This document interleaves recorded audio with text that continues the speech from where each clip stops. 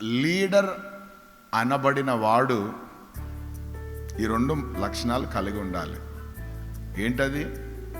సాత్వికము, దీన మనస్సు.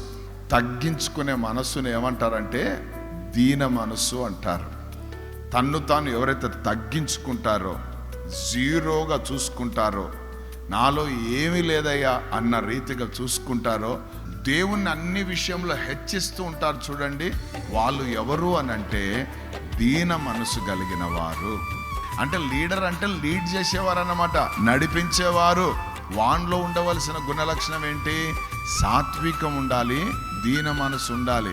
ఎప్పుడైతే 2 లక్షణాలు ఉంటాయో ఆ కుటుంబం గొప్పగా ఆశీర్వదించబడుతుంది, ఆ కుటుంబం గొప్పగా దీవించబడుతుంది. దేవుని నామానికి మహిమ కలుగును గాక.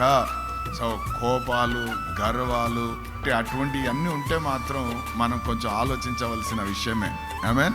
ఒకవేళ ఈరోజు నీలో కూడా అటువంటి బలహీనతలు ఉంటే, అది బలహీనత అంటాను నేను, అటువంటిది ఉంటే బలవంతుడైన యేసయ్య దగ్గర అడుగుడి మీకు ఇవ్వబడును. ఆమేన్.